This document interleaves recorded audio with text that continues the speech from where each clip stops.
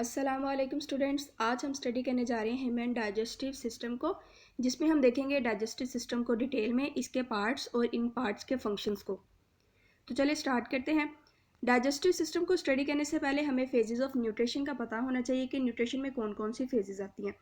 तो ये एक सीक्वेंस है। सबसे पहले जिसमें आएगा इंजेशन। इंजेशन का मतलब है कि फ़ूड को हम इनटेक कर लें, यानी फूड ईटिंग का जो प्रोसेस है या टेकिंग इन फूड का जो प्रोसेस है उसको हम बोलते हैं इंजेशन। इंजेशन के बाद नेक्स्ट प्रोसेस हमारे पास आएगा डाइजेशन का। तो ब्रेकिंग अप कॉम्प्लेक्स सब्सटेंसेस, यानी फूड के अंदर जितने भी कॉम्प्लेक्स सब्सटेंसेस है उनको सिंपलर सब्सटेंसेस में कन्वर्ट करने का जो प्रोसेस है उसको हम नाम देते हैं डाइजेशन का। और यह डाइजेशन जो है ऑफ कोर्स यह डाइजेस्टिव सिस्टम में, और मेजर डाइजेशन जो है वो स्मॉल इंटेस्टाइन और स्टमक के अंदर होती है। नेक्स्ट प्रोसेस हमारे पास आएगा अब्जॉर्प्शन, और अब्जॉर्प्शन भी ज़्यादातर हमारे पास स्मॉल इंटेस्टाइन के अंदर होती है। अब्जॉर्प्शन का मतलब क्या, कि जो डाइजेस्टेड फूड है उसका डिफ्यूज़ हो जाना ब्लड और लिम्फ के अंदर, ताकि आगे जो है वो बॉडी का पार्ट बन सके। नेक्स्ट अब्जॉर्प्शन के बाद हमारे पास प्रोसेस है एसिमिलेशन का। तो एसिमिलेशन में क्या होगा कि हमने जो कॉम्प्लेक्स सब्सटेंसेस को सिंपलर में कन्वर्ट किया है, उस सिंपलर का अगेन से कॉम्प्लेक्स सब्सटेंसेस में इनकॉर्पोरेट हो जाना, यानी बॉडी को बनाने के लिए उस सिंपल फूड का यूज़ हो जाना दोबारा से। तो ये होगी हमारे पास एसिमिलेशन। लास्ट प्रोसेस है डेफिकेशन। तो जो अनडाइजेस्टेड फूड है जो कि हमारी नीड नहीं है उसका बॉडी से रिमूव हो जाना या बॉडी से एलिमिनेट हो जाना, इस प्रोसेस को हम नाम देते हैं डेफिकेशन का। तो चलिए अब हम स्टार्ट करते हैं अपना टॉपिक ह्यूमन एलिमेंट्री कैनाल से, जिसको हम गट ट्रैक भी बोलते हैं या डाइजेस्टिव सिस्टम का भी नाम देते हैं। अब ये ह्यूमन जो एलिमेंट्री कैनाल है ये हमारे पास एक लॉन्ग ट्यूब है, जैसे कि हमारा डाइजेस्टिव सिस्टम भी ट्यूब टाइप है। ये माउथ से स्टार्ट हो रही है और एनस पे टर्मिनेट हो रही है, यानी माउथ से डाइजेस्टिव सिस्टम जो है वो स्टार्ट हो जाता है और एनस पे हमारे पास ख़त्म होता है।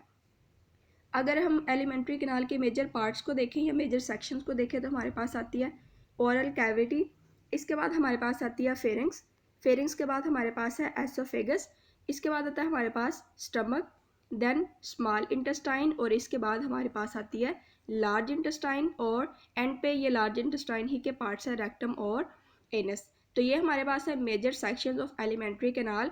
इसके अलावा काफ़ी सारे इंजाइम्स या फिर बाकी जो ग्लैंड्स हैं वो भी एसोसिएट हो सकते हैं डाइजेस्टिव सिस्टम से। जैसे फॉर एग्जांपल 3 पेयर्स ऑफ हमारे पास यहाँ पे होते हैं सलाइवरी ग्लैंड्स, इसके अलावा लिवर जो कि काफ़ी हार्मोन सेक्रीट करता है, और इसके अलावा यहाँ पे हमारे पास है पेंक्रियाज। ओके, अब हम पढ़ते हैं डाइजेस्टिव प्रोसेस। क्या डाइजेशन जो है वो स्टार्ट कहाँ से होती है, तो ऑफ कोर्स डाइजेशन जो है वो ओरल कैविटी से स्टार्ट होती है। अब ओरल कैविटी के हम फंक्शंस को पढ़ते हैं, जो कि हमारे पास है सिलेक्शन, ग्राइंडिंग और पार्शियल डाइजेशन ऑफ कार्बोहाइड्रेट्स। तो सबसे पहले हम पढ़ते हैं सिलेक्शन को। पहले तो देखते हैं कि ओरल कैविटी की लोकेशन क्या। तो ओरल कैविटी जो है वो स्पेस बिहाइंड दी माउथ है, और इसके जो है वो काफ़ी ज़्यादा इंपॉर्टेंट फंक्शंस हैं पूरी के पूरे डाइजेशन के प्रोसेस में। तो सबसे फर्स्ट इसका फंक्शन है फूड सिलेक्शन, इसके बाद है mastication, lubrication and then chemical digestion. तो सबसे पहले हम फूड सिलेक्शन को स्टडी करते हैं। फूड सिलेक्शन का मतलब कि इसने फूड को सिलेक्ट करना है, देखने आया फूड जो है वो उसमें कोई स्टोन्स वगैरह तो नहीं है। अगर फॉर एग्जांपल हमारी टंग जो है, जो कि ओरल कैविटी के अंदर एक स्ट्रक्चर है, अगर ये टंग जो है वो किसी भी तरह का स्टोन डस्ट पार्टिकल जो है वो सेंस करेगी फूड के अंदर, तो हम उस बाइट को जो है वो क्या करते हैं, रिजेक्ट कर देते हैं। इसके अलावा अगर हम देखते हैं कि जो फूड का टेस्ट जो है वो ठीक नहीं है, मतलब जो फूड है वो स्पॉइल हो चुकी है, तो तब भी हम उस बाइट को क्या करते हैं, रिजेक्ट कर देते हैं। इसके अलावा हमारी जो सेंस है स्मेल की, और इसके अलावा विजन, ये दोनों चीज़ें भी बहुत ज़्यादा इंपॉर्टेंट रोल प्ले करती हैं फूड की सिलेक्शन के अंदर। तो ये हमने देख लिया फूड की सिलेक्शन में ओरल कैविटी कैसे अपना फंक्शन परफॉर्म करती है। नेक्स्ट हमारे पास सेकेंड है मेस्टिकेशन। मेस्टिकेशन या दूसरे लफ्ज़ों में च्यूइंग। तो यहाँ पे हमें पता है ओरल कैविटी के अंदर टीथ भी प्रेजेंट है, तो टीथ ने क्या करना है, मेस्टिकेशन करनी है फूड की या च्यूइंग करनी है। मतलब जो लार्ज हम पार्टिकल्स ले रहे हैं फूड के, उनको स्मॉलर पार्टिकल्स में जो है वो कन्वर्ट कर देना है। इसका क्या फंक्शन, इसका क्या होगा आगे पर्पज़, इसका पर्पज़ ये होगा कि जो स्मॉलर पार्टिकल्स सिर्फ और सिर्फ वही इस एसोफेगस के अंदर से गुजर सकते हैं, और इसके अलावा इंजाइम्स जो स्टमक के अंदर होंगे वो भी सिर्फ स्मॉलर पार्टिकल्स के ऊपर ही एक्ट कर सकते हैं, वो लार्जर पार्टिकल्स के ऊपर एक्ट नहीं कर सकते। नेक्स्ट हमारे पास थर्ड फंक्शन है लुब्रिकेशन। तो लुब्रिकेशन यानी कि अब यहाँ पे क्या होता है, ओरल कैविटी के अंदर हमें पता है यहाँ पे 3 सलाइवरी ग्लैंड्स हैं, पैरोटिड ग्लैंड, सबलिंगुअल और सब मैंडिबुलर। जैसे कि आप इनकी लोकेशन भी देख सकते हैं कि पैरोटिड ग्लैंड जो है वो in front of the year present है। इसके अलावा सबलिंगुअल जो है वो आगे ये बिहाइंड द जाज, और सब मैंडिबुलर अब सॉरी सबलिंगुअल जो है वो अंडर दी टीथ प्रेजेंट है, और सब मैंडिबुलर जो है वो बिहाइंड दी जाज प्रेजेंट है। अब इन 3 सलाइवरी ग्लैंड्स का फंक्शन यहाँ पे क्या है, इनका काम है सलाइवा सेक्रीट करना।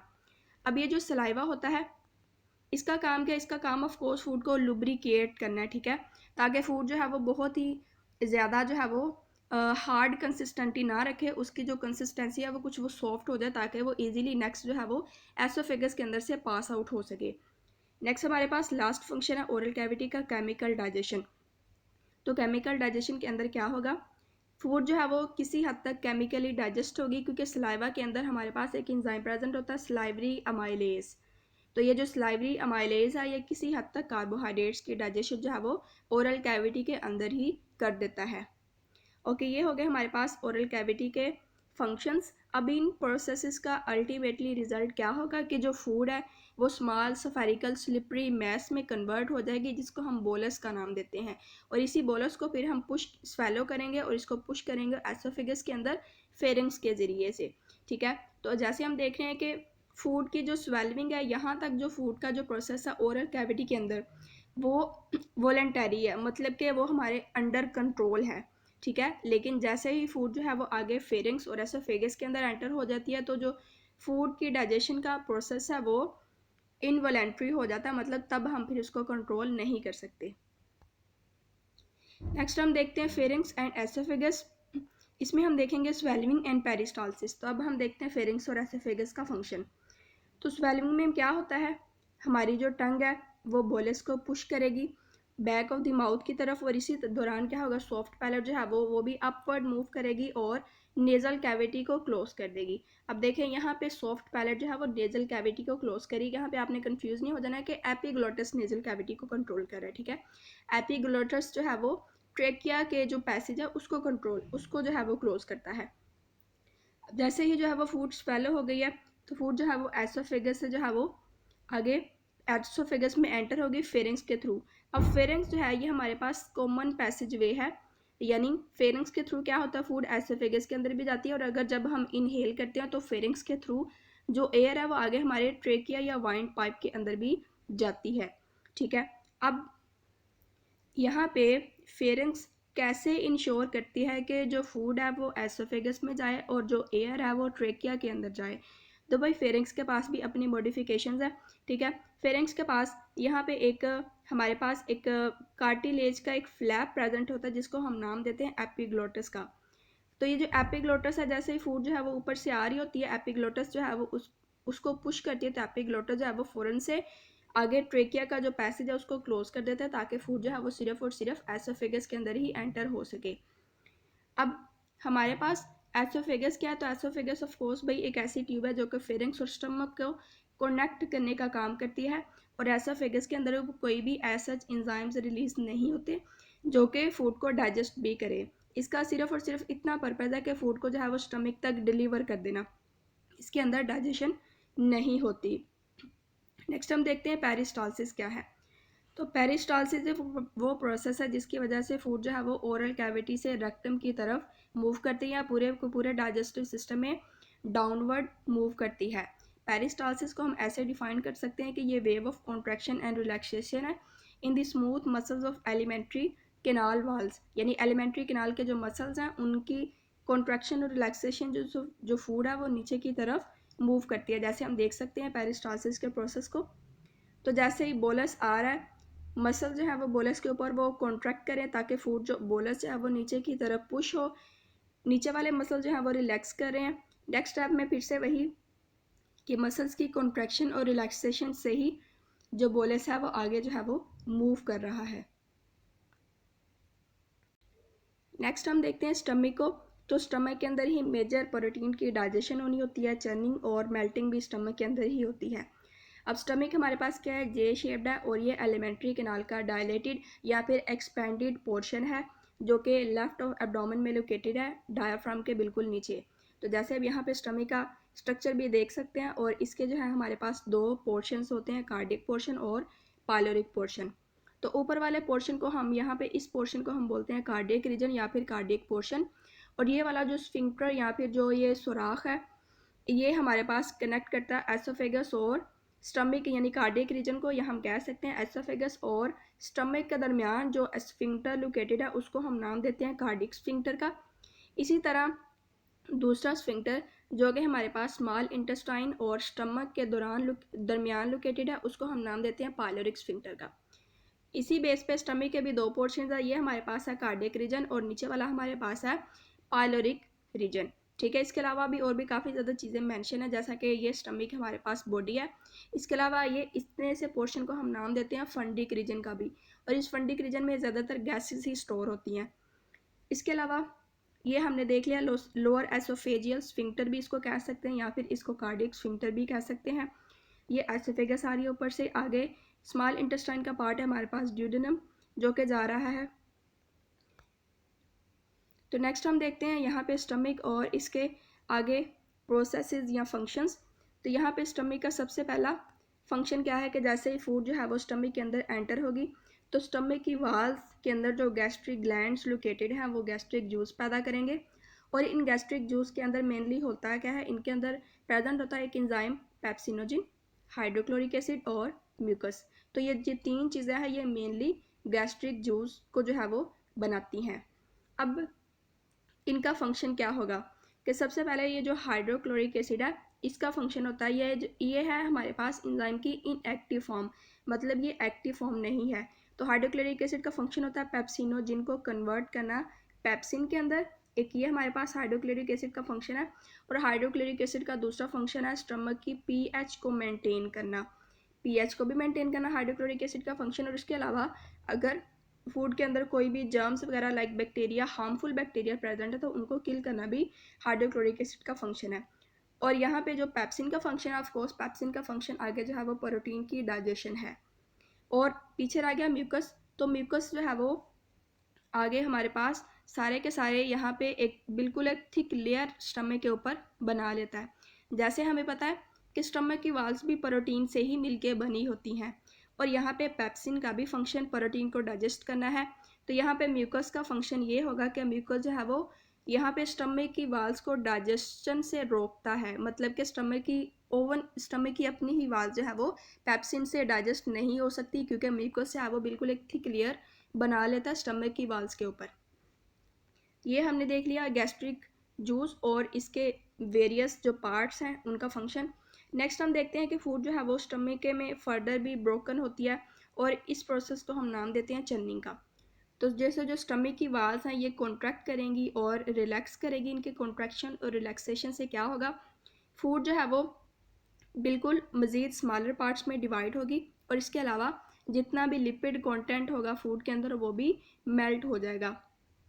इसके बाद अब ये सारे जब प्रोसेसेस हो चुके हैं स्टमक के अंदर जो फूड है वो कन्वर्ट हो जाती है सोप लाइक मिक्सर में, जिसको हम काइम का नाम देते हैं। और ये जो काइम है यही लिटिल बाय लिटिल नेक्स्ट जो है वो स्मॉल इंटेस्टाइन में एंटर होगा फर्दर डाइजेशन और देन एब्जॉर्प्शन के लिए पाइलोरिक स्फिंक्टर के थ्रू। नेक्स्ट हम देखते हैं स्मॉल इंटेस्टाइन को, जहाँ पे हमारे पास कम्प्लीटली फूड जो है वो डाइजेस्ट हो जाएगी और इसके बाद एब्जॉर्प्शन भी वहीं होगी। अब यहाँ पे हमारे पास स्मॉल इंटेस्टाइन के मेजर 3 पार्ट्स हैं, ड्यूडेनम, जिजूनम और इलियम। अब ये हमारे पास है 3 पार्ट्स। अगर हम टोटल स्मॉल इंटेस्टाइन की जो है वो लेंथ को देखें तो कुछ आप बुक्स में देखेंगे कि इसकी लेंथ लिखी होगी 5 मीटर, कुछ में आप देखेंगे 6 मीटर। तो असल में जो इसकी एवरेज लेंथ है वो 5 मीटर ही है। मतलब जब हम सारे के सारे एज ग्रुप्स को काउंट करें, मतलब हम चिल्ड्रन भी ले रहे हैं और यंग्स को भी ले रहे हैं, तो 5 मीटर ही है स्मॉल इंटेस्टाइन की लेंथ। लेकिन अगर हम सिर्फ अडल्ट के अंदर देखें तो अडल्ट के अंदर जो स्मॉल इंटेस्टाइन की लेंथ है वो 6 मीटर तक ही होती है। ठीक है, अब इसके 3 पार्ट्स हैं। जो सबसे पहले जिजूनम है वो हमारे पास तकरीबन 25 सेंटीमीटर लॉन्ग होती है। ड्यूडेनम हमारे पास 25 सेंटीमीटर लॉन्ग है। जिजूनम हमारे पास जो है वो यहाँ पे 2.5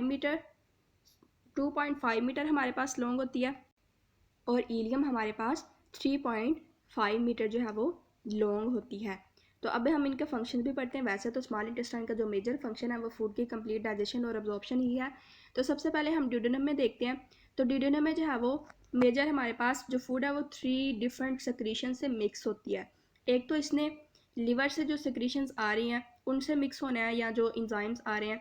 इसके अलावा पैंक्रियाज से जो इंजाइम्स आ रहे हैं उनसे मिक्स होना है, और इसके अलावा जो स्मॉल इंटेस्टाइन की वाल्स सेक्रीट करी हैं उनसे मिक्स होना है फूड ने।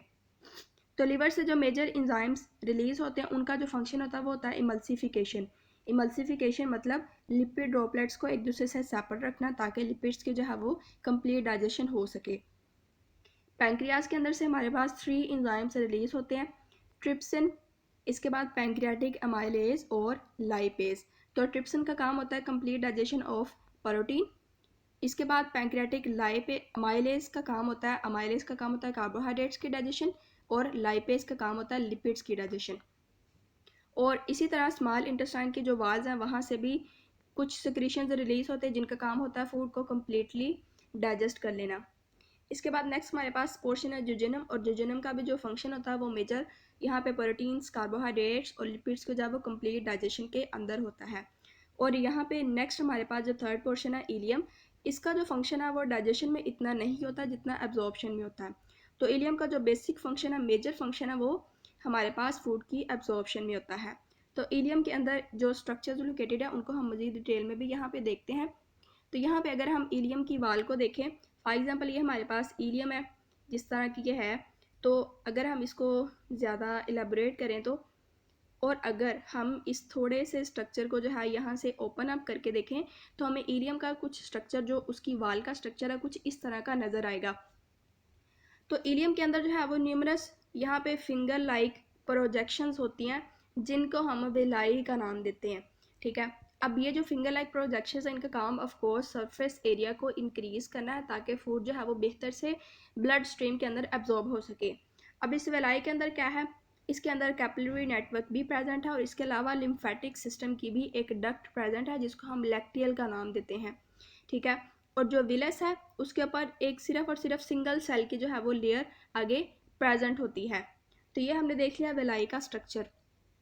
तो यहाँ पे क्या होगा, फूड के अंदर जितने भी सिंपल शुगर्स और हमारे पास अमाइनो एसिड्स हैं वो आगे यहाँ पे कैपिलरी नेटवर्क में एब्जॉर्ब हो जाएंगे, और कैपिलरी नेटवर्क के आगे जो डिफ्यूज़ या एब्जॉर्ब होने के बाद क्या होगा, ये आगे से जाएंगे हेपेटिक पोर्टल वेन से लिवर तक, और लिवर में क्या होगा, इनके अंदर जितनी भी टॉक्सिन वगैरह है वो रिमूव हो जाएगी, और टॉक्सिन रिमूव होने के बाद जो है वो एक्स्ट्रा फूड भी स्टोर हो जाएगी, और एक्स्ट्रा फूड स्टोर होने के बाद यहाँ से आगे लिवर से जाएंगे ये हेपेटिक वेन में, और हेपेटिक वेन के थ्रू जो है वो हार्ट को जो है वो फूड सप्लाई कर दी जाएगी। अब देखें, हो सकता है कि आपने कहीं पढ़ा हो कि हार्ट को जो हमारे पास फूड या ब्लड सप्लाई करने वाली जो हमारे पास है ना आर्टरी, उसको हम करोनरी आर्टरी का नाम देते हैं। ठीक है, तो लेकिन यहाँ पे हम देख रहे हैं कि जो हेपेटिक वेन है वो भी हार्ट को फूड सप्लाई करती है। तो असल में हेपेटिक वेन भी हार्ट को फूड सप्लाई करती है, लेकिन इसका काम है फूड को लीवर से लेके जाना। ठीक है, और जब हम कोरोनरी आर्टरी का जिक्र करते हैं तो कोरोनरी आर्टरी का फंक्शन होता है, वैसे ही जब ब्लड पंपिंग हो रही है तो ब्लड की सर्कुलेशन के दौरान जो है वो हार्ट के मसल्स को जो है वो ब्लड प्रोवाइड करना है। वैसे भी ब्लड के अंदर ही ऑफकोर्स फूड भी जाती है सारी की सारी। तो यहाँ पे भी हेपेटिक वेन में भी अगर हम कह रहे हैं ना कि फूड हार्ट को जा रही है तो इसका मतलब है भाई ऑफकोर्स वो ब्लड के थ्रू ही जा रही है। ओके, तो यहाँ पे हमने देख लिया सिंपल शुगर्स और अमाइनो एसिड्स कैसे आगे जो है वो लिवर में जाएंगे, और लिवर से कैसे आगे हार्ट को जो है वो फूड डिलीवर की जाएगी। ठीक है, इसके अलावा जो हमारे पास होते हैं फैटी एसिड्स और ग्लेस्ट्रॉल्स। तो फैटी एसिड्स और ग्लेस्ट्रॉल जो है वो हमारे पास यहाँ पे लैक्टियल के अंदर एब्जॉर्ब हो जाते हैं। तो लैक्टियल जो है आगे जो है वो मेन लिम्फेटिक डक्ट तक इस फूड को लेके जाएगी, और मेन लिम्फेटिक डक्ट से आगे जो है वो ये हमारे पास फैटी एसिड्स और ग्लेस्ट्रॉल जो है वो आगे ब्लड स्ट्रीम के अंदर एंटर हो जाएंगे। नेक्स्ट हम देखते हैं लार्ज इंटेस्टाइन। भाई लास्ट पार्ट है हमारे पास डाइजेस्टिव सिस्टम का। तो लार्ज इंटेस्टाइन में क्या होता है, वाटर की एब्जॉर्प्शन होती है, और इसके अलावा डेफिकेशन में ये इन्वॉल्व है। तो जैसे ही हमारे बाइट के अंदर जितनी भी प्रोडक्ट्स हैं, फूड प्रोडक्ट, वो डाइजेस्ट हो चुकी हैं और एब्जॉर्ब भी हो चुकी हैं ब्लड स्ट्रीम के अंदर, तो जो रिमेनिंग मैस है वो लार्ज इंटेस्टाइन के अंदर एंटर होगा। अब लार्ज इंटेस्टाइन के भी हमारे पास 3 सेक्शंस हैं। फर्स्ट है सेकम, जो कि हमारे पास यहाँ पे स्मॉल इंटेस्टाइन के साथ जो है वो एक टी जंक्शन बनाता हुआ हमें नज़र आएगा, और सेकम के अंदर से ही हमें एक हल्की से जो है वो फिंगर लाइक इस तरह से अपेंडिज नज़र आएगी, जिसको हम अपेंडिक्स का नाम देते हैं। ये अपेंडिक्स जो है ये नॉन फंक्शनल है, ये वेस्टिजियल ऑर्गन बन चुका है। वेस्टिजियल का मतलब कि पास्ट में कभी फंक्शनल थी लेकिन अभी फ़िलहाल ये फंक्शनल नहीं है। इसके बाद नेक्स्ट पार्ट है कोलोन। तो कोलोन जो है वो हमारे पास यहाँ पे लार्ज इंटेस्टाइन का कह लो कि सबसे जो है वो लार्जेस्ट पार्ट है, जिसके अंदर जो होती है फूड की नहीं बल्कि फूड की तो डाइजेशन अब्जॉर्प्शन जो है स्मॉल इंटेस्टाइन के अंदर हो चुकी है।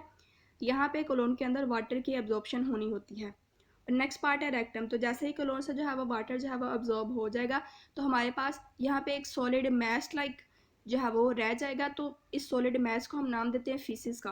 तो यही जो फीसिस है आगे हमारे पास रेक्टम में एंटर होगा और रेक्टम में जो है ये फीसिस थोड़ी देर के लिए स्टोर भी हो सकता है और आगे ये अनडाइजेस्टेड सॉलिड वेस्ट जो है वो एनएस के थ्रू जो है वो बॉडी को लीव कर जाएगा। तो ये वॉलेंट्री है, मतलब अंडर हमारे पास फॉर एग्जांपल जब रेक्टम जो है वो बिल्कुल फिल हो चुका है यहाँ पे फीसी से, तो क्या होगा कि रिफ्लेक्स होगा। उस रिफ्लेक्स के तहत जो है वो वॉलेंट्री एक्शन के थ्रू हम जो है वो अनडाइजेस्टेड वेस्ट को जो है वो बॉडी से रिमूव कर लेंगे। लेकिन चाइल्ड के जो है वो वॉलेंट्री कंट्रोल में नहीं होता, उसमें इनवॉलेंट्री होता है। लेकिन जैसे जैसे बच्चा जो है वो बड़ा होता है तो वो सीख लेता है कि इसको अपने कंट्रोल के अंदर किस तरह लेके आना है। तो स्टूडेंट्स ये थी आज की वीडियो। अगर आपका इसमें से कोई क्वेश्चन है कन्फ्यूजन है तो आप मुझे कमेंट के अंदर पूछ सकते हैं। अगर आपको वीडियो अच्छी लगे तो मज़ीद इन्फॉर्मेटिव वीडियोज़ के लिए चैनल को सब्सक्राइब करें। नेक्स्ट वीडियो तक के लिए अल्लाह हाफिज़।